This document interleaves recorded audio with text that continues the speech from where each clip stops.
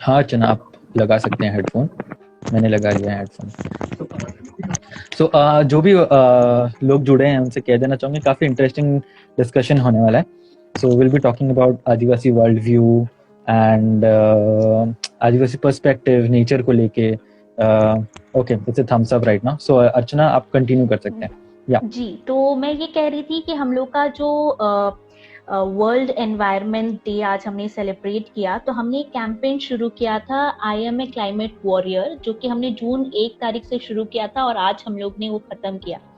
तो इस जो कैंपेन का जो विजन था वो ये था कि हमारे जो आदिवासी समाज है, फॉरेस्ट ड्वेलिंग कम्युनिटीज है, इंडिजिनस पीपल है across the globe are contributing a lot to climate justice, have been immense role in forest protection, water rejuvenation and protecting forest fires.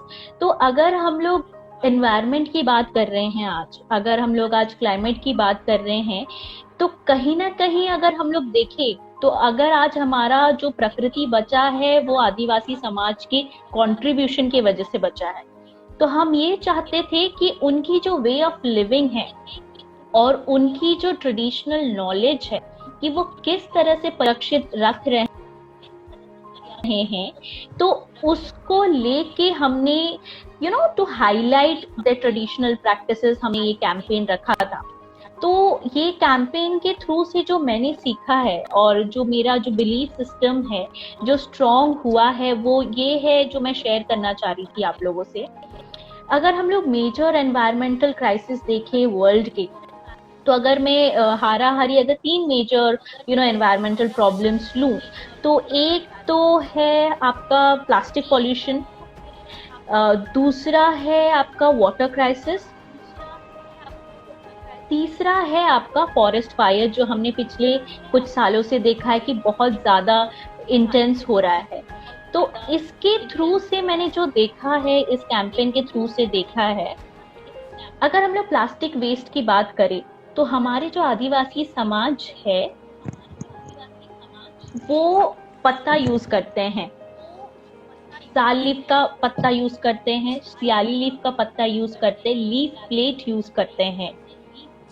तो ये लीफ प्लेट यूज करने के वजह से एक तो उनकी इनकम भी आती है, it is the source of livelihood, और साथ ही साथ ये पोल्यूशन को भी बंद करता है या फिर रिड्यूस करता है। अभी अगर हम लोग देखें वेस्ट मैनेजमेंट के बारे में, सबसे पहला है कि हमारे जो आदिवासी कम्युनिटीज है वो बहुत सस्टेनेबल तरीके से पत्ता तोड़ते हैं एंड लीफ प्लेट बनाते हैं। तो लीफ प्लेट से उनका सोर्स ऑफ लिविंग भी है। दूसरी बात, वो लीफ प्लेट खुद भी यूज करते हैं खाना खाने के लिए।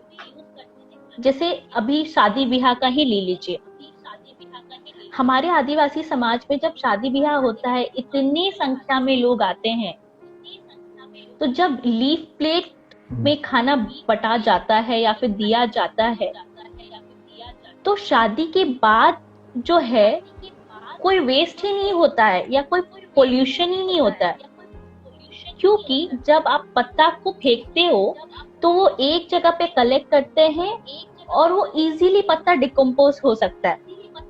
दूसरी बात है, अगर आप जो वेस्ट को एक तरफ कर दो और पत्ता एक तरफ कर दो, तो वो हमारे जो एनिमल्स है वो भी अच्छे से खा सकते हैं, जैसे हमारी गाय बकरी है। तो this is sustainable way of reusing things.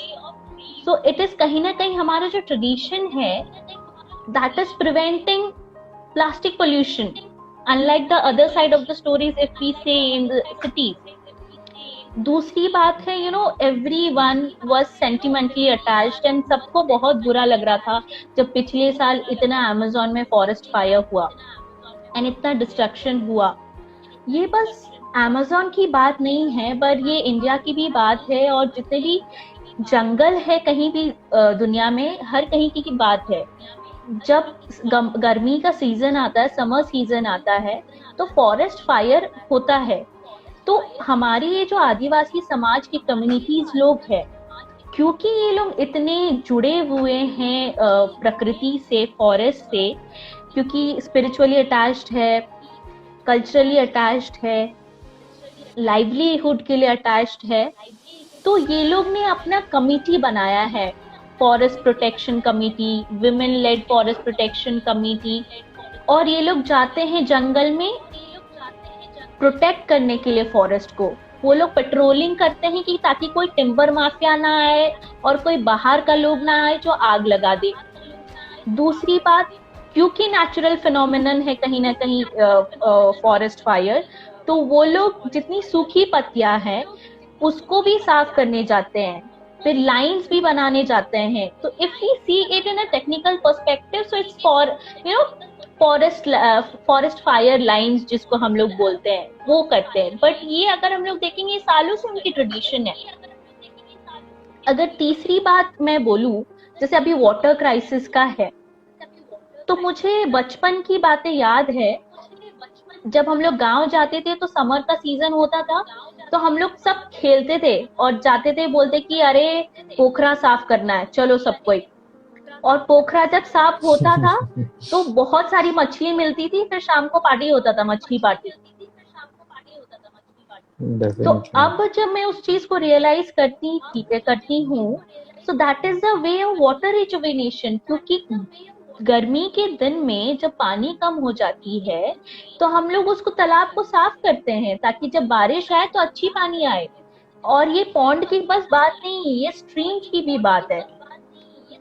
जब स्ट्रीम्स कहीं पे टूट जाती है, स्ट्रीम्स कहीं पे ड्राई हो जाती है, तो हम लोग थोड़ा सा खुदाई करके उसका वे चेंज कर देते हैं। तो दिस इज कहीं ना कहीं it's a water rejuvenation technique which the traditional knowledge of the indigenous people, the forest and the Adivasi communities, and moreover protecting forest is also rejuvenating the groundwater. तो अगर हम लोग देखेंगे तो जो हमारा मेजर क्राइसिस है, एनवायरमेंटल क्राइसिस है, उसका सोल्यूशन तो हमारे आदिवासी भाई बहनों के पास है। बट दुख की बात ये है कि इनके पास सोल्यूशन है टू क्लाइमेट क्राइसिस, लेकिन आज यही है जो डिप्राइव्ड है, और यही है those who are under the radar of eviction, displacement and extinction. The question is why? It is because their rights are not recognized over the land and forest. क्योंकि वो खुद ही सिक्योर नहीं है, तो वो अपने ट्रेडिशनल प्रैक्टिसेस को कैसे प्रिजर्व करेंगे? तो for them to act and full fledgedly contribute as they are contributing to the climate justice, the recognition of the rights over the land and forest is very important. बहुत बढ़िया, बहुत बढ़िया. So basically आप कहना चाह रहे हैं कि जो tribes are the real climate warrior, right? And क्योंकि उनका राइट्स रिकग्नाइज नहीं हो रहा है, तो ये ठीक से नहीं हो पा रहे और बहुत सारे प्रॉब्लम्स हो रहे हैं. सो मैं अगला एक सवाल पूछना चाहूँगा, आपको क्या लग रहा है, what is the reason behind जब पता है लोगों को कि इंडिजिनस कम्युनिटी का जो राइट्स है उनको अगर दिया जाए तो they are very much capable और टू टीच और they have the practices. So क्या लग रहा है कि क्यों ये जो राइट्स है ये दिया नहीं जाता है उन लोगों को? आपके हिसाब से क्या लग रहा है कि ये जो राइट्स है, इंडिजिनस कम्युनिटी का जो अधिकार है, ये सब उनको क्यों नहीं दिया जाता है? क्या आपको क्या कहना है? तो यूजीन दा, मुझे ये लगता है कि सबसे पहला जो चीज है वो जिसके वजह से इनकी राइट्स रिकग्नाइज नहीं होती है, वो सबसे पहला तो है वर्ल्ड व्यू का प्रॉब्लम.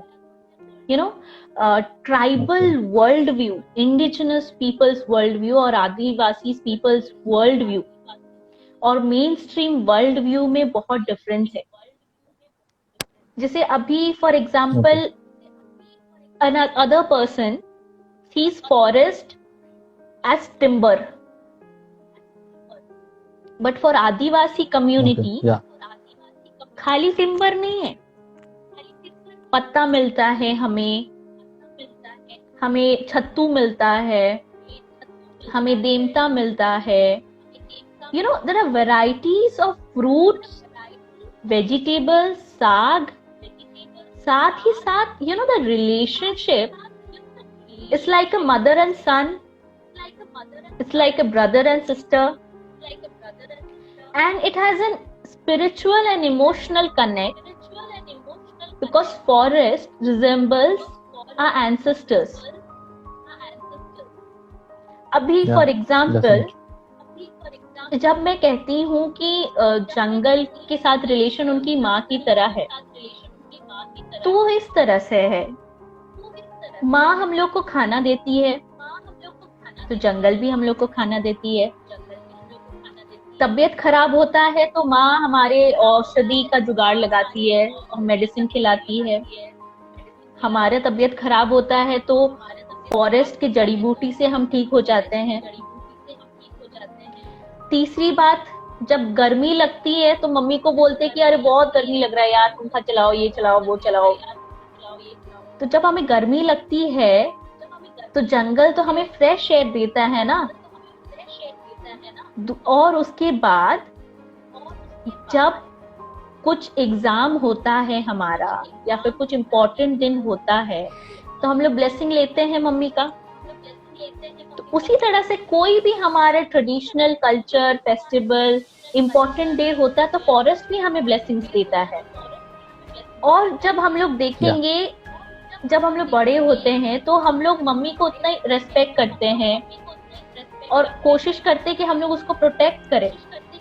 तो आदिवासी कम्युनिटीज भी चाहती हैं कि वो फॉरेस्ट को प्रोटेक्ट करें और उसका ध्यान रखे। वो इसलिए नहीं कि उसने उसके लिए इतना कुछ किया है या फिर इतना कुछ दिया है, but because of the relationship. तो ये पर्सपेक्टिव जो है, ये फीलिंग जो है, ये रिलेशनशिप है, ये बस आदिवासी कम्युनिटीज का ही है फॉरेस्ट के साथ और इंडिजिनियस पीपल के साथ है। लेकिन दूसरों के लिए अगर हम लोग देखेंगे, for them you know development के लिए उनको इंडस्ट्री सेटअप करने हैं, उनको इंडस्ट्री सेटअप करने के लिए लैंड की जरूरत है। और उस लैंड में बैठे हैं आदिवासी लोग सालों सालों से उनके जंगल के साथ। इकोनॉमी बढ़ाना है, माइनिंग वाले डेवलपमेंट से तो आदिवासी को तो हटाएंगे ही, और उनका राइट्स क्यों रिकॉग्नाइज करेंगे फिर? So majorly if we say it's all about will power, because there is no will power to recognise. और अगर आप ही देखिए आज के दिन में, अगर सबसे इम्पोर्टेंट और सबसे महंगी चीज कुछ है तो जमीन है। और ये जमीन हथियाने के लिए कोई कुछ भी करेगा, लेकिन हमारे आदिवासियों के लिए वो जमीन जमीन बस नहीं है, इट इज आइडेंटिटी। बहुत बढ़िया, बहुत बढ़िया। और मैं भी थोड़ा सा इस पे ऐड करना चाहूँगा। मैं थोड़ा सा इस पे कॉलोनियल और हिस्टोरिकल कॉन्टेक्स्ट के हिसाब से थोड़ा सा ऐड करूँगा। ये शुरू होता है 1400, 1500, 1300 इन टाइम में, जब रेनेसांस, रेफॉर्मेशंस और ये सब काफ़ी चल रहा था। वेस्टर्न यूरोपियन कंट्रीज हो, यूरोपियन कंट्रीज में जब ये सब चल रहा था, एंड वहाँ पे जो वर्ल्ड व्यू उनका था, उनका जो सोचने का तरीका था, there clearly distinct between, there was a conflict between reason and faith. काफ़ी लोग रिलीजन को कॉन्ट्राडिक्ट करने लगे, साइंटिफिक टेम्पर बिल्ड करने लगे, एंड उनको लगा कि science is ultimate truth. And इस प्रोसेस में काफ़ी scientific inventions, discoveries, knowledge produce होने लगी on the basis of fact, reasoning, ये सब काफ़ी चलने लगा। सो जब वहाँ पे ये हो गया तो they started exploring more and more countries, places. Vasco दा गामा आ गया, इंडिया साइड आ गया, कोलंबस चला गया, वेस्ट साइड में चला गया, इंडिया ढूंढने चला गया, and he found America. And people were travelling a lot to explore. And इस ट्रैवलिंग के जरिए से क्या हुआ, जहाँ भी गए ये लोग अपना जो वर्ल्ड व्यू हो इसको थोपने लगे, इन्फीरियराइज करने लगे कि हमारा जो आइडिया है या नॉलेज प्रोडक्शन है ये काफ़ी सुप्रीम है, और बाकी जो ये दिख रहे हैं दिस आर सैवेज। काफ़ी लोगों को इनह्यूमन बताया गया। लिटरेचर दिखाता है कि ये जो communities है, they do not have spirits in them because they do not think, because they have savage practices. You can imagine the level of thinking कि ये इंसान नहीं है, they are close to humans. और ये वर्ल्ड व्यू को बहुत critic किया गया कि इरेशनल वर्ल्ड व्यू है, अनलॉजिकल है, एंड सिमिलरली काफी प्रैक्टिसेस ट्राइब्स के थे, एंड अ क्लियर डिस्टिंक्शन एक बनाया गया कि what is good and what is bad, क्या डेवलपमेंट है, क्या डेवलपमेंट नहीं है, और इन सब चीजों में डिस्कोर्स चला. एंड ये सब चीजें काफी लंबा है, अगर डिस्कस करेंगे तो कैसे वो ग्राउंड तक अपने रिसर्च के थ्रू, अपने राइटिंग्स के थ्रू पहुंचाने लगे कि कि tribes are savage, tribes are barbaric, uncivilised. उनको नॉलेज नहीं, उनको सिखाना है, उनसे सीखना कुछ नहीं है, उनको सिखाना है. They are the foolish beings. They have to be civilized. They have to be taught a lot of things, made human. वो ह्यूमनिस्टिक नहीं है, उनको ह्यूमन बनाना है, उनको डेवलपमेंट के पाथ में एक वर्ल्ड व्यू थोपा गया, एक नैरेटिव बनाया गया, एक नया नैरेटिव. तो लोगों को भी लगने लगा कि नहीं, हमको इस दिशा में जो ये कॉन्टेक्स्ट, और इंडियन इंडिपेंडेंस के बाद भी ये काफी मात्रा में इम्प्लीमेंट किया गया थ्रू स्कीम्स हो, बहुत इम्प्लीमेंट होके ये जो डिस्कोर्स बनाया गया ब्लैक एंड व्हाइट का, डेवलप्ड नॉट डेवलप्ड. पक्का घर, अगर कच्चा घर है तो यू आर नॉट डेवलप्ड, अगर पक्का है तो भी. मैं अपने फील्ड वर्क्स के दौरान ऐसे न्यूमरस हाउसेस देखे हैं जो कि कच्चा हाउस है, so beautiful, well built, so ऐसे नोशंस बना के. And this is the reason government is not recognising ये वर्ल्ड व्यू, एक जो डोमिनेंट डिस्कोर्स बनाया गया है डेवलपमेंट का, ये चिंताधारा का, ये हेल्प करता है या फिर ये रोकता है ट्राइब्स को अपना राइट्स पहुंचाने के लिए, क्योंकि अब दे आर नॉट रिकग्नाइजिंग. ये डिस्कोर्स डिसाइड करता है कि नहीं, जितना पेड़ काटेंगे उतना इंडस्ट्रीज होगा, एम्प्लॉयमेंट होगा, but counter narrative of the tribes is different, the world view is different. So इस तरह से है. सो आपको क्या लगता है, अगर ये रिकग्निशन ऑफ राइट्स अगर करना है, so what do you feel, क्या करना चाहिए? I mean, what could be the probable solution अगर हम बात करें तो मुझे ऐसा लगता है कि if we see all together human beings and us as an person, every person जो है, हर व्यक्ति का अपनी अपनी कला है, अपनी स्पेशलिटी है, अपनी प्लस पॉइंट है या फिर स्ट्रॉन्ग पॉइंट्स है, वो हम लोग बोल सकते हैं. जैसे some are researcher, some are journalist, some are social activist, some want to go into the policy making path, bureaucracy, civil society, civil services. तो मेरा ये कहना है कि जितने अलग अलग पैराडाइम्स है करियर का या फिर पाथ का, based on the strength of every individual, we should take up that, क्योंकि हर कोई का कंट्रीब्यूशन है एंड हर कोई का उतना ही इम्पोर्टेंस है. जैसे जो फोटोग्राफर है, जिसको वीडियोग्राफी बहुत अच्छा से है, अगर वो हाईलाइट करेगा कि इशू क्या है, व्हाट इज द प्रॉब्लम, क्या सॉल्यूशन है, और आजकल के सोशल मीडिया पे जिस तरह से चीजें वायरल होती है, we need to keep engaging those spaces also. And then if we start to do research of our own, चाहे वो स्कूल के प्रोजेक्ट्स हो, चाहे वो मास्टर्स के डिसर्टेशन हो, चाहे वो पीएचडी के डिसर्टेशन हो, हमें अपने बारे में जानने के लिए रिसर्च करनी चाहिए, because there is literature needs to be written by ourselves. Journalist sphere में देखेंगे या फिर एकेडमिक स्पेयर में देखेंगे, news articles from our perspective is very important, our narrative is very important. We need to also come out in roads to protect our rights or to assert our rights.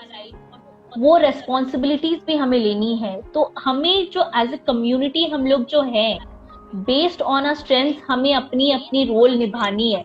किसी का role बड़ा छोटा नहीं है, पर हर किसी का role बहुत इंपॉर्टेंट है. और मेरा ये दिली मानना है कि हमें जो आज एक्ट मिले हैं, like forest right act, PESA act, You know, our ancestors have fought for it, and then now we have received such great acts for our tribal community protecting our rights. Now the major challenge remains the implementation, and we tribal youth have to be the front runners and assert for the implementation of the act, given the strengths we have in various sphere. क्योंकि अभी act है, लागू करवाना ही हमें पड़ेगा.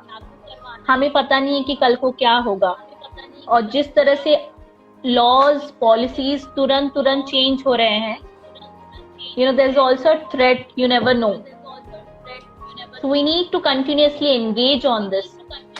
और सबसे पहली बात मुझे जो लगता है कि you know, बहुत ही सिंपल बात है कि हमें थोड़ा सा न्यूज के साथ अपडेट रहना पड़ेगा, थोड़े से लॉ की बातें जाननी पड़ेगी, क्योंकि अगर हम अपने लॉ और आइन कानून जो हमें बचाने के लिए बने हैं वो अगर हम लोग नहीं जान पाएंगे, और if we don't become a way or a channel to explain to our community what laws we have, then we might lose the battle. Yeah. Okay, so मैं भी थोड़ा सा अपना पर्सपेक्टिव और पॉइंट ऑफ व्यू थोड़ा सा add करना चाहूँगा. सो यू नो, हम लोग को अपना नैरेटिव जो है ये जारी रखना होगा. हम कौन हैं, हम हु आर ट्राइब्स, जैसे आपने कहा कि through various mediums, through songs, through music, through art, through writings, ये जो नैरेटिव है कौन है ट्राइब्स, हाँ, जो कि हम कहीं यू नो भूल गए हैं. एंड ये जो बड़ा डिस्कोर्स है, जो बड़ा main stream point of view है, उसमें कैसे हम इंटीग्रेट होते जा रहे हैं. हाउएवर हम लोग को कैसे इसमें यू नो जितना हम अपने आप के बारे में लिखेंगे, कौन है हमारा पूरा, we need to dig our histories. काफी टाइम में बोला जाता है you know tribes do not have histories. So this is a time we have to dig our histories. Our world view क्या है, हमारा बिलीफ सिस्टम क्या है, ट्राइब का कल्चर क्या है, प्रैक्टिसेस क्या है, इन सब को जब तक हम रिजुवेनेट नहीं करेंगे, इट्स फाइन कि हम मॉडर्न एजुकेशन ले रहे हैं, it's good, but simultaneously we have to do a lot of things together. There is no harm in learning hip hop, but as well as we have to learn our traditional dances too. There is no harm you know wearing a foreign western clothing or external clothing, but on the same time we should also wear our traditional attire and we should know the meaning of it. So similarly, there's no harm in having you know pizzas and all, fine, but we should know what are the traditional practices. मड़वा रोटी क्या होता है, मुनगा गुना क्या होता है, ठीक है, हम जानते हैं you know lot of medicinal practices, allopathy medicine, homeopathic medicine. We should know कि हमारे ट्रेडिशनल प्रैक्टिस, यू नो हमारे पापा देते थे राइट, सांप काटने से मेडिसिन देते थे. So you know all these things, ये सब भी हमको जानना चाहिए. So making a balance of both the world views is quite important मुझे लगता है. ठीक है, coming to the last question जो कि इम्पोर्टेंट है, you know there is a dominant narrative है जो कि ट्राइब्स को कहते हैं कि you know they are the destroyer of forest, destroyer of environment, because you know tribes believe in you know hunting and all, destroying the forest, ऐसे कहा जाता है. पेड़ काटते हैं, आदिवासी जो हैं वो नाश कर रहे हैं. आप देखोगे सारे हिरन खा गए, सारे जंगली सुअर खा गए आदिवासी लोग. सो ये एक डोमिनेंट नैरेटिव है, एक एलिगेशन है ट्राइब्स पे कि tribes are the destroyer of you know forest और एनवायरनमेंट, ऐसे कहा जाता है. सो आप इस पे क्या कहना चाहेंगे? तो मेरा ये जो आपका ये क्वेश्चन है, तो उस पे मेरा यही जवाब है कि ये कई सालों से ये प्रीडोमिनेंट पर्सपेक्टिव है, you know trying to criminalise आदिवासी and forest dwelling communities. But ये जो कोनोटेशन है या फिर ये जो पर्सपेक्टिव है, ये सरासर गलत है. अभी जैसे मैं आपको बोल रही थी, हमारी जो कैंपेन हुई थी, I am a climate warrior campaign. तो वहां पे जितने टेस्टिमनीज आए और जितने भी लिटरेचर्स हैं हमारे, वो ये बताते हैं कि आदिवासी कम्युनिटीज और फॉरेस्ट ड्वेलिंग कम्युनिटीज जो है वो कभी नेचर को हार्म ही नहीं कर सकते, क्योंकि it is not like a nature is not a different person और बहुत अलग सदस्य या कुछ नहीं है जिसको you know they are waiting to kill और डिस्ट्रॉय करने के लिए है। They feel nature is the part of the life, the part of the family. अपनी फैमिली को कोई डिस्ट्रॉय करता है।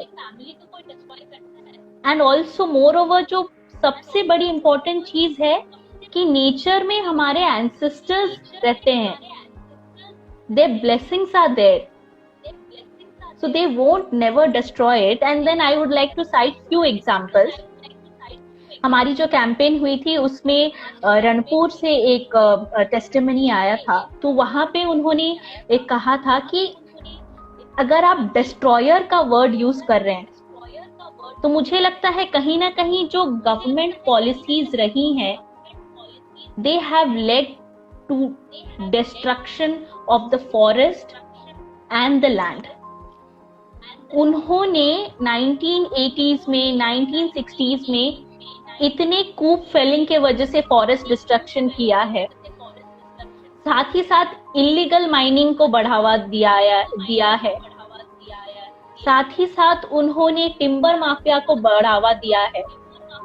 जैसे अभी हमारा एक बात टेस्टिमनी आया था जिसमें हमारे गांव के सदस्य ये बोल रहे थे कि जब कोई टिम्बर माफिया आता है तो हम लोग उसको पकड़ते हैं और उसको पनिश करना चाह रहे थे क्योंकि वो लोग पेड़ काट रहे थे। हम लोग फॉरेस्ट डिपार्टमेंट को बोले कि देखो हमने चोर को पकड़ा है, ये पेड़ काट रहा था, लेकिन फॉरेस्ट डिपार्टमेंट किया क्या? फॉरेस्ट डिपार्टमेंट ने उल्टा चोर का साथ दिया और हमारे आदिवासी कम्युनिटी को पनिश किया। So now who is the destroyer? And then coming to the second point, हमारे आदिवासी संरक्षण कर रहे हैं, प्रोटेक्ट कर रहे हैं, लेकिन उनको फॉल्स केसेस में एज अ क्रिमिनल्स ट्रीट किया जा रहा है कि they are destroying the forest and the animals and the biodiversity. लेकिन रणपुर का एक केस स्टडी जो हमारे कैंपेन में आया था कि 10 गांव एक साथ जुड़ के 700 household have protected an entire area of 600-acre forest and now they have transformed it. बर्बाद किसने किया था? Forest department, timber mafias. जब शुरू किया था उन्होंने फॉरेस्ट प्रोटेक्शन, उस जगह पे एक बूंद पानी नहीं मिलता था उन लोगों को जब वो लोग जाते थे फॉरेस्ट प्रोटेक्शन के लिए, लेकिन आज 7 स्ट्रीम्स है उस एरिया में। बिकॉज ऑफ द डिस्ट्रक्शन, जब बारिश होता था पूरे एग्रीकल्चर लैंड 200 to 300 एकड़ में सैंड डिपॉजिट हो जाता था, जिसकी वजह से एग्रीकल्चर नहीं हो पाता है। तो रणपुर जो है वो ओडिशा का नायगढ़ डिस्ट्रिक्ट का एक ब्लॉक है and Nayagarh and Ranpur block is pioneer of community forest management. वहां पे because of the timber mafia इतना फॉरेस्ट डिस्ट्रक्शन होता था कि जब मैन जाते थे करने के लिए फॉरेस्ट प्रोटेक्शन, तो टिम्बर माफियाज और नेबर्स की वजह से उनके गांव में बहुत कॉन्फ्लिक्ट होता है, बहुत लड़ाई झगड़ा होता था। तो मैन एक बार बोले कि हम लोग से नहीं हो पा रहा है, महिलाएं तुम लोग प्लीज जाके प्रोटेक्ट करो। वाई महिलाएं? नहीं, ST अट्रोसिटी एक्ट है ना, महिला को कोई कुछ नहीं करेगा। तो जब भी टिम्बर माफिया आते थे महिलाओं को आगे कर देते थे। फिर महिलाओं ने वहां का बोला कि तुम लोग हम लोग को यूज कर रहे हो, जब टिम्बर माफिया आते हैं तब आगे कर देते हो।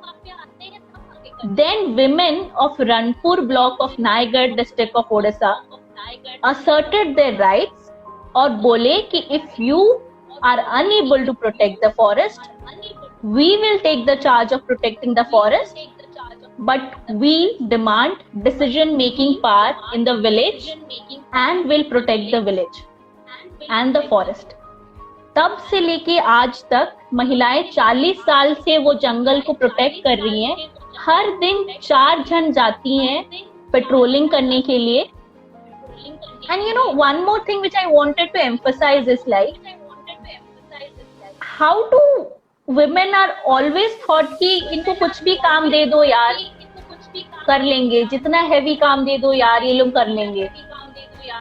What I mean to say is that along with the households, they have taken the responsibility of forest protection, which means that is an additional burden, additional responsibilities which they have taken. But they don't think this as a burden, but because of the love and respect and compassion and relationship for the forest, with the forest, they are protecting it. Every day वो लोग 3 बजे उठते हैं, घर का काम करते हैं, खिलाते हैं, फिर सुबह चले जाते हैं, फिर शाम को आते हैं। But where do we do that? You know, इनको क्या मिल रहा है? इनको केसेस में हरास किया जा रहा है, एट्रोसिटीज हो रही है, इनकी राइट से रिकॉग्नाइज नहीं हो रही है। अभी जिस चीज का बोला मैंने रनपुर की बात, Nayagarh district Odisha, till now since 2010, it's almost 10 years now, बस 2 ही कम्युनिटी राइट्स मिले हैं as per forest rights act. पर ये लोग तब से प्रोटेक्ट कर रहे हैं without the rights being recognised. Now, will we say them as a destroyer? I don't think so, because their relationship and their contribution is immense. Great great great great, बहुत अच्छा लगा सुन के, ये पर्सपेक्टिव एंड ये stories बहुत ही brilliant. मैं भी अपने पार्ट्स थोड़ा सा ऐड करना चाहूंगा। I also do not buy that argument, I myself, I mean, we ourselves are Adivasis, and do we destroy forests? No, our worldview doesn't, permit to, destroy the worldview. मैं थोड़ा सा worldview को लेके बोलूँगा, जैसे we are Khadiyas and, every tribe, सबका हर tribe का एक ओरिजिन स्टोरी होता है। और जो जैसे बिब्लिकली अगर देखो तो humans are created, Adam and Eve, ऐसे है। And there is Greek mythology अलग है, हिंदू बिलीफ सिस्टम अलग है। तो Kharias, I mean every tribe has their origin story. तो Kharia origin story goes like this, is that, बहुत ब्रीफ में बताऊंगा। जो परमेश्वर था, he created the statues of human beings and उनको ड्राई करता था, सुखाते थे धूप में। और वहाँ एक उड़ता एक हॉर्स जिसका पंख था, वो आके उसको ट्रैश करके तोड़ के चला जाता था। काफी बार होता है। तो वो क्या करते हैं कि ये जो 2 स्टैचूज है बरगद के नीचे सेफली रख देते हैं। बरगद के यहाँ पे नीचे रखने के बाद गॉड भूल जाते हैं, चले जाते हैं एंड ऑल। हाउएवर वहाँ पे जो ट्री बरगद रहता है, उसका जो लैटेक्स बोलो, गद बोलो, ठीक है, वो गिरता है उनके मुंह में, एंड फिर ये लोग जीवित हो जाते हैं।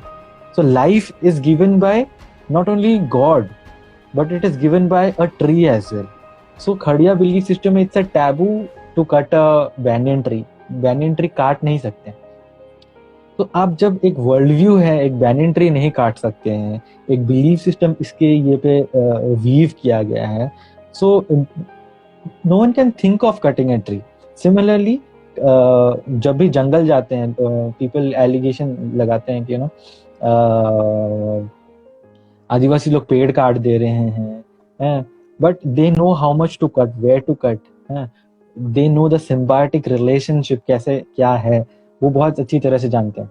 इंटरेस्टिंगली जब मेरा रिसर्च मैं एमए में, मास्टर्स में खड़िया कल्चर के ऊपर किया था, एंड जब करते करते खड़िया ट्राइब में क्लैन्स होते हैं, एंड कुल्लू हुआ, केरकेटा हुआ, कीड़ो हुआ।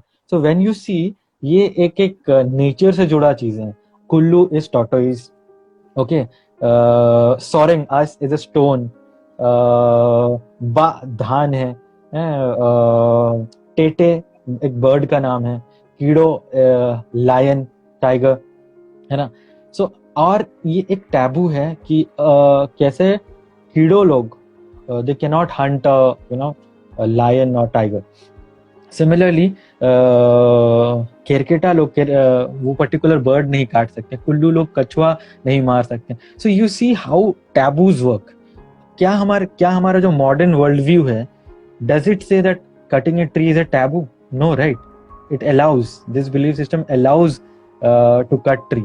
The modern development domain allows to cut the trees, dig them and destroy the forest. However, tribal belief system ये allow ही नहीं करता. They have a very symbiotic relationship. They know what to use. जैसे आप और मैं हैं, जब बचपन में ना देवता ये करने जाते थे जंगल में, तो सब खत्म नहीं करते हैं. It's seasonal. All things are structured in a particular wave, particular relationship. ये देवता इतना ही करना है कि सब खत्म नहीं करना है, फिर वो रिजुवेनेट होगा. अब जंगल ही नहीं बच रहा है तो वो वापस नहीं आ रहा है. कितना देवता खाना है लोगों को पता है और उसका मेडिसिनल वैल्यूज पता है. I would like to share कि जब असम में था तो हम लोग चूहा हंटिंग के लिए गए थे और आई थॉट कि इतना चूहा मारेंगे तो चूहा खत्म हो जाएगा. नो, एवरी ईयर आता है. क्यों? क्योंकि एक पर्टिकुलर सीजन होता है चूहा हंटिंग का. और मैं रिसर्च में उड़ीसा में जब भी था तो वहां पे था कि चिड़िया मारने गए थे हम लोग और बहुत सारा चिड़िया मार के आए. द फर्स्ट क्वेश्चन, यार you are destroying, but in reality no, they know how much to use, what to eat. एक पर्टिकुलर सीजन है, एक पर्टिकुलर टाइम है जब ये बर्ड हंट किया जाता है और पूरा ईयर नहीं किया जाता है. It's given them to breed and ये बहुत ही इंटरेस्टिंग है. And I also do not buy the argument कि ट्राइब्स आर द डिस्ट्रॉयर. या सुपरफिशियल लेवल में डेवलपमेंट जो डोमेन में दिख सकता है कि ट्राइब्स हंट कर रहे हैं, but go a little deep inside their worldview. Have you ever cared about asking what is a tribal worldview? You just have judged them कि they are barbaric, they are inhuman. कोई knowledge नहीं है, but have you researched how many there are a lot of research on tribes, लेकिन कोई research आदिवासी perspective में है क्या? नहीं. एक कॉलोनियल लेंस से है, एक नेशनलिस्ट लेंस से है और एक ट्राइब को देखा गया है. सो बहुत रिसर्च करना है, हमारे वर्ल्ड व्यू को लोगों तक पहुंचाना है, इस नैरेटिव को लाइव रखना है और यही कहना चाहेंगे. सो अंत में अगर आप कुछ जोड़ना है, we are almost towards the end of our live session. As we had promised कि there will be few songs in this live session. So it's a time for songs. So let's see how many people are there in live. Hi Aruna. Hi Adivasi Lives Matter. Hi Babu Rao ji. Hi Ayushi. So there'll be 2 songs coming for you all. And so one is a beautiful song, which is a Khadiya song. It's related to nature. And अगर आप अर्चना बता पाओगे इस song के बारे में, how is it and तो ये जो है इसको सादरी में हम लोग कोयनार साग भी बोलते हैं. तो उसको हम हमारे जो खड़िया समाज में है उसको ओडल सा बोलते हैं. तो ओडल सा, तो ये जो साग है तो गर्मी के सीजन में पानी भात, पखाल भात के साथ खाने में बड़ा मजा आता है.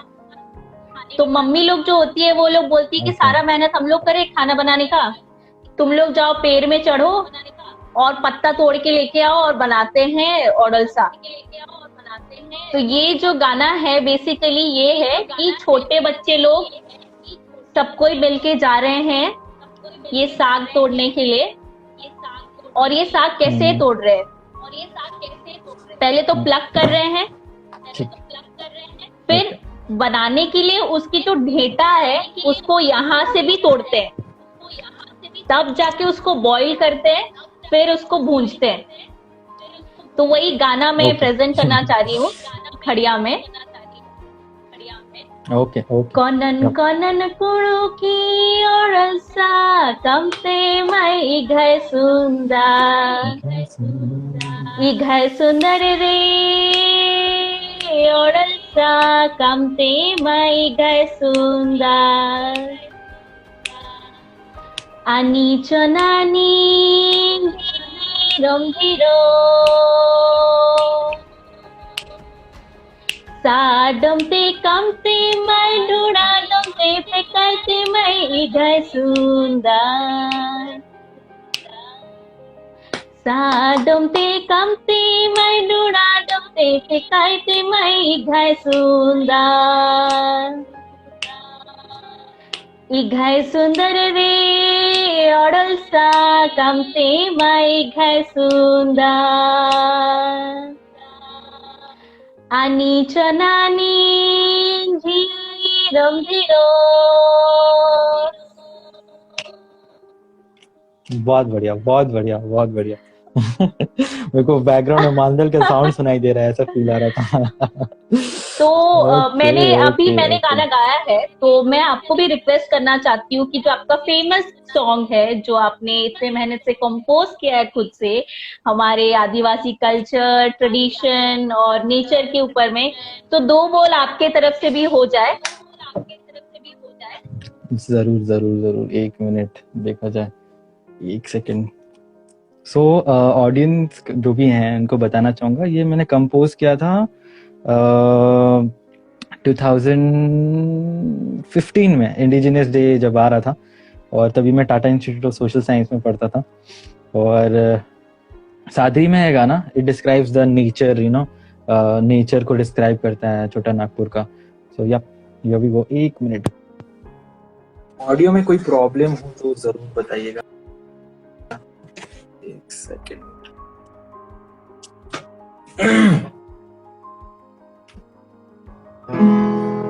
ऑडिबल है? हाँ ऑडिबल है।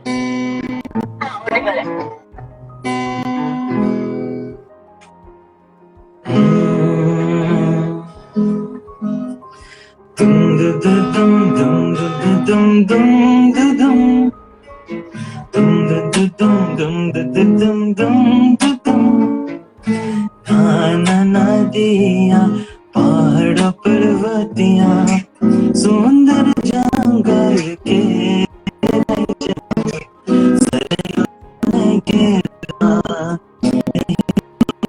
सुंदर आदिवासी के कलदन पुटु के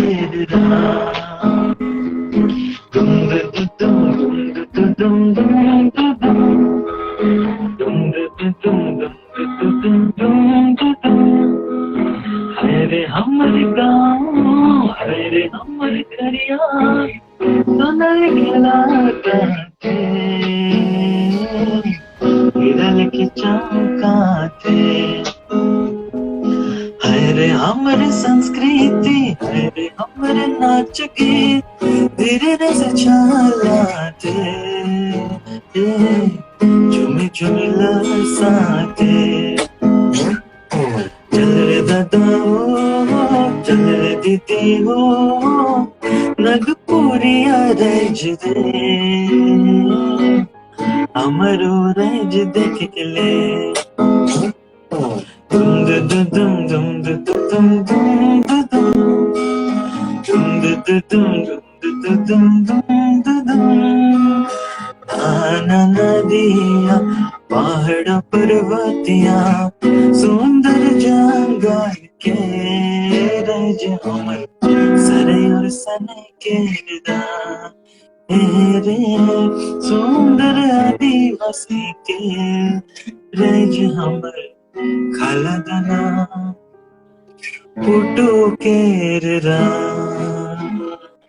बहुत बढ़िया, बहुत बढ़िया। लाइक मुझे ऐसा लग गया हम लोग घर में बैठ के जैम कर रहे हैं।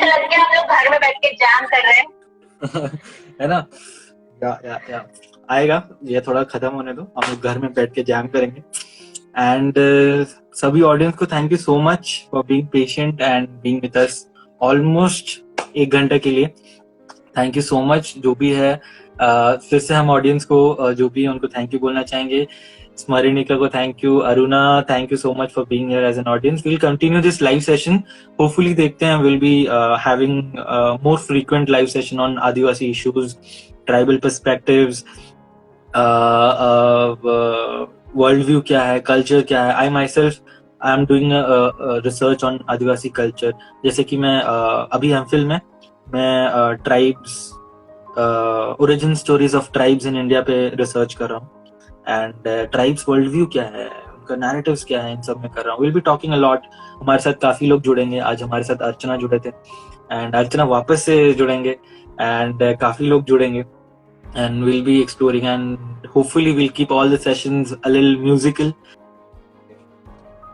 ठीक है, thank you so much everybody हमारे साथ पेशेंट एक घंटा रहने के लिए and I hope कुछ insights हमारे बातों से भी होंगी. Thank you so much everybody for being such a wonderful audience. Thank you so much. We are ending this live session. Bye.